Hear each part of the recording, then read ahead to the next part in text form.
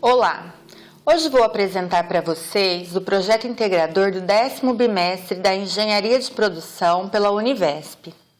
Meu nome é Luanda Helena Balugli Balan, estou representando o meu grupo, que é formado pela Amanda Rodrigues Lima, Fernando Taroso e Ricardo Barbosa de Oliveira, do grupo 2 da turma de sábado à tarde do Polo de Franca. O tema do projeto era apoio à tomada de decisão em processos de engenharia. E o título do nosso trabalho é o estudo de caso na obra da construtora e incorporadora Copenhague, comparativo entre laje maciça e laje nervurada.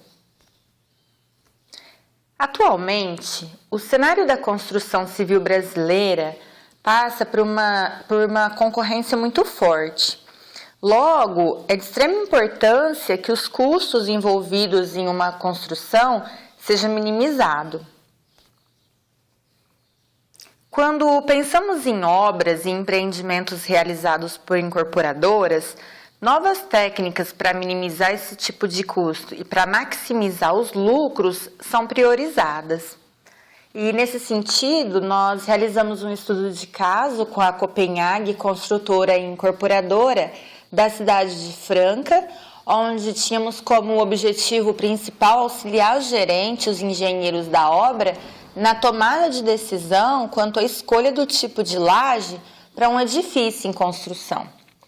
A construtora Copenhague, em obras anteriores, já havia feito escolha tanto pelo tipo de laje maciça e também pela laje nervurada preenchida com EPS. No entanto, para esse novo empreendimento surgiu a dúvida de qual sistema de laje escolher. Então, de forma específica, esse trabalho de pesquisa, ele apresenta características qualitativas quanto aos dois tipos de laje e também características quantitativas referente ao consumo dos principais materiais utilizados, e os custos envolvidos. A laje maciça, ela possui como característica qualitativa positiva, no caso, a sua rigidez contra ações do vento, a sua facilidade de construção, tanto no que se refere aos materiais quanto à mão de obra. E como desvantagem, seria, no caso, o grande consumo de materiais, como, por exemplo, água e concreto, o que diminui na sustentabilidade e aumenta o custo final da obra. Já a laje nervurada, qualitativamente falando, ela é bem versátil, podendo ser usada em grandes vãos, garantindo durabilidade e um menor uso de materiais na sua construção. No entanto, ela exige uma atenção um pouco maior durante a concretagem, além de aumentar a altura total do edifício em questão. Para o comparativo quantitativo, foram realizadas algumas simulações com lajes quadradas, cujos vãos eram de 3 a 6 metros de comprimento e variando de meio em meio metro. E foram consideradas algumas características da obra, como, por exemplo, a carga para o concreto armado, as bitolas para os aços escolhidos. E nessa avaliação foram quantificados os custos de concreto, de aço e mão de obra para os dois tipos de laje, EPS e vigotas também para laje nervurada e as formas para laje maciça. E para esse cálculo foram realizadas algumas tomadas de preços atuais em 3 estabelecimentos diferentes da cidade de Franca, e aí foi feita a média entre esses preços. No nosso trabalho, os 3 nomes dos estabelecimentos foram mantidos em sigilos a pedido das empresas, e sendo assim nós usamos então o nome fantasia.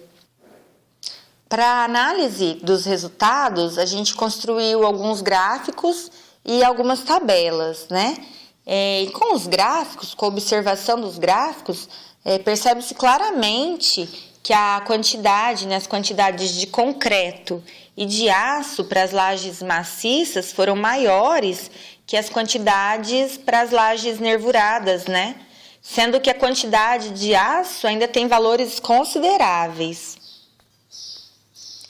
No gráfico que faz a comparação do custo total entre os dois tipos de laje, percebe-se que a laje maciça possui valor um pouco mais alto para todas as medidas simuladas, Porém, a diferença de valores não é tão alta assim.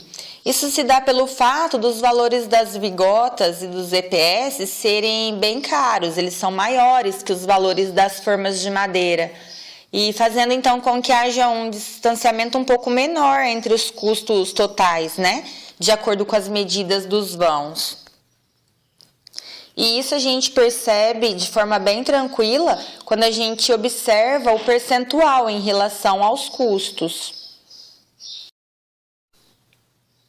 Quando pensamos na validação do nosso projeto, podemos levar em conta as lentes do Design Thinking, né? Que é a viabilidade, a praticabilidade e a desejabilidade. E a gente percebe que o protótipo desenvolvido nesse trabalho de pesquisa, ele consegue atender a essa tríade, né? Porque desenvolvimento de planilhas, de gráficos com os dados referentes ao consumo dos materiais, aos custos envolvidos, é bem viável, visto na simplicidade dessa atividade. Além do que possui uma praticabilidade, pois a realização desse tipo de coisa é bem fácil, é acessível e descomplicada. E, finalmente, atende ao desejo dos diretores da empresa, né? Então, fechando essa tríade do Design Thinking. Sendo assim, o nosso protótipo, ele possui uma validade frente a esse processo. E ele faz com que o pensamento crítico, ele trabalhe a favor da resolução de problemas e através de inovação e de originalidade.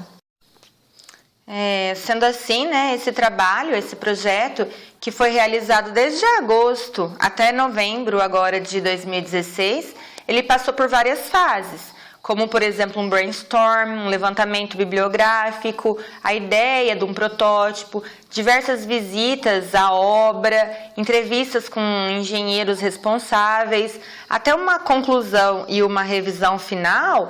Ele faz com que a gente consiga ter uma predileção por um tipo de laje em detrimento a outro, após análise, né, de aspectos qualitativos e também de aspectos quantitativos, econômicos e com relação também à performance, né, de cada um dos tipos de laje.